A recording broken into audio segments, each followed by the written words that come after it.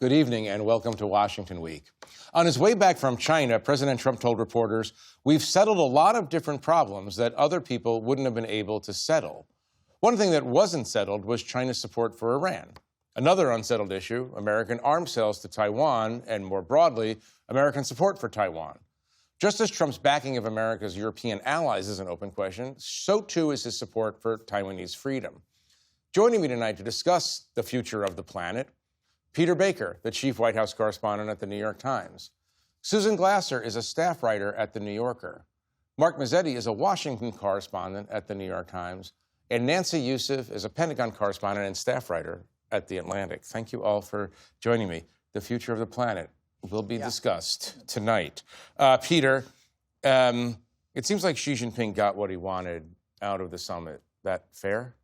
Well, he was the host. He was the dominant figure here, right? Trump was the supplicant in a way, coming to his territory, to his turf. And he didn't give anything away as far as we know right now. You never know if there are secret agreements that we don't yet understand.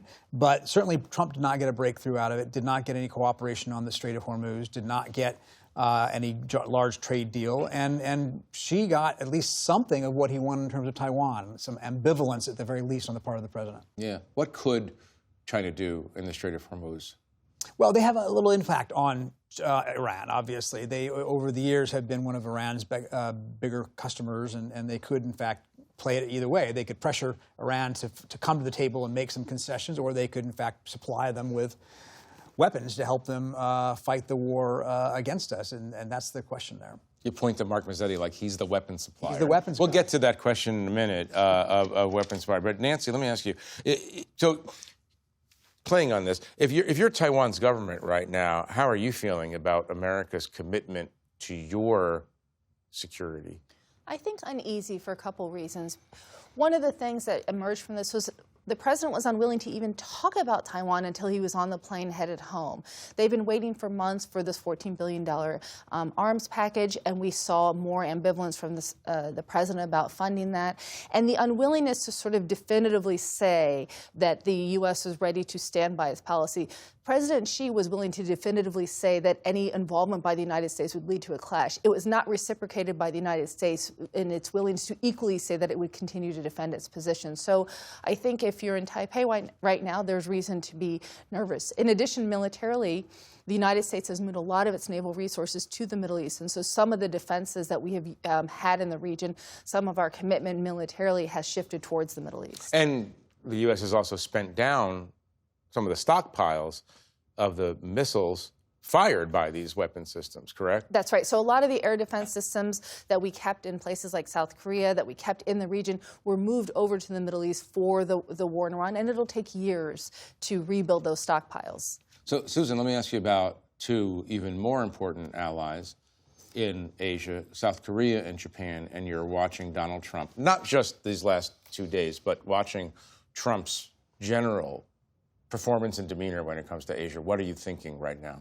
Yeah, I mean, you know, I think there was an enormous amount of trepidation looking in advance of the summit on the part of America's allies. They've seen how Donald Trump has treated Europe. Nancy mentioned the air defense. South Korea has paid a large amount of money to be stationed with THAAD air missile defense system. Donald Trump had already, even before the summit, had to pull it out because of the war in the Middle East. And so I think what Donald Trump has made very clear is that no matter what's written on paper, no matter what laws are passed by Congress, there's no permanent commitments or alliances as far as he's concerned. And I think you also have to juxtapose these things. For the last decade, basically, Republicans as well as Democrats in Washington have been signaling to our partners in Asia, you know, now is a different moment. We see China as a much more significant long-term threat, our only peer competitor, the major rivalry of the 21st century. Donald Trump, in just a few days, has sort of abandoned that position. And I think that in some ways, we're so inured to how radical and disruptive Trump has been to American foreign policy and domestic policy that we kind of need to take a breath and say, if any other president of our recent lifetime, Democrat or Republican, had gone to China and said the things that Donald Trump has been saying, we would be having major front page headlines saying Donald Trump reverses American foreign policy in Asia. Yeah, Mark, it does seem like Xi accomplished one mission, which is to convince the world that the Americans see China as their peer. Is that fair? I mean, President Trump was effusive in his praise of President Xi, calling him a great leader. President Xi reciprocated by playing YMCA by the Village People, and that made President Trump very happy. He was, as Peter said, it was sort of as a supplicant, and it was a very good show for President Xi. And as Nancy said, he sort of cast some doubt on the question of Taiwan, right? President Trump just infused a little bit of doubt about weapons and the support of Taiwan, which is sort of this bedrock policy of the United States. Going to this, I want you to watch. Trump talking about China. This is on the plane ride back about deference. Did you talk to him about the cyber attacks that he's done in the United States or the MSS has done? I did, and he talked about attacks that we did in China. You know, what they do, we do too. I told him, we do a lot of stuff to you that you don't know about, and you're doing things to us that we probably do know about.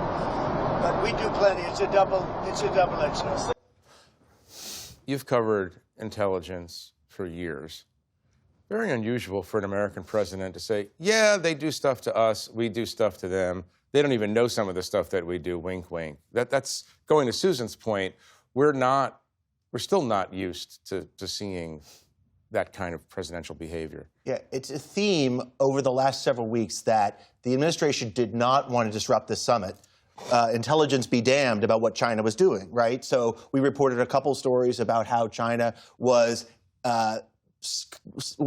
it's a little murky exactly how many weapons have been shipped to Iran or the extent of the weapon shipments, but there is some plausible deniability, and there were shipments of missiles that have gone to Iran from China. The president and the administration didn't want to talk about this much. He wanted to talk about, well, we've mostly been good on Iran, okay? Talk about your reporting a little bit on this question. Yeah, so we reported over the last few weeks that there is intelligence that China has tried to use third-party countries to ship at least one large shipment of shoulder-fired missiles called man-pads that can shoot down helicopters, jets. We saw this in Afghanistan. And so this is China dipping their toe in the water in the military confrontation in Iran. And then the question is, of course, well, so what does China want? I mean, they don't want Iran to have a nuclear weapon. But they don't want to bail the United States out of a mess that the United States is currently in. So they're going to make it hard. And as we saw the last couple of days, they're not going to make it easy on President Trump to get out of this. China and Russia, generally speaking, enjoy when America goes on big adventures in the Middle East. Sure. And they are happy if this continues for some time. Not forever, but for some time. And, of course, as we said, they're looking at this very, very closely with the drawdown in the munitions for what it really matters to them, which is Taiwan. Right. Come back just from the perspective of an intelligence reporter. Come back to the way that Trump presents information to the world. Yeah, we spy on them too.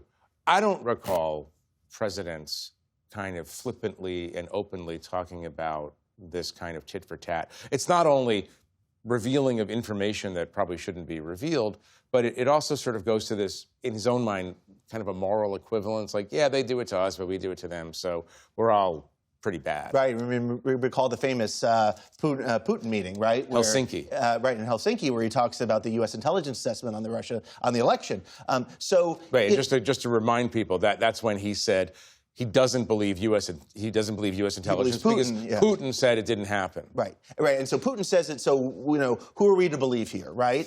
And in this issue, now maybe there's good reason to downplay and not spill out into public some really sort of hot intelligence operations going on. There may be some reason to do that. But as you say, there is a kind of equivalence that he's downplaying and making it kind of seem like it's no big deal. And we're talking about very significant cyber operations that the Chinese have been involved in. Right. Do we know if Trump brought up privately with Xi? Did the administration give any indication that they brought up with Xi this movement of Chinese weapons toward Iran? Not that we know of. And whether it was done behind closed doors, whether it was done in other bilateral meetings or in intelligence channels, we're not sure. We certainly know they weren't trying to make a big deal of it before the summit.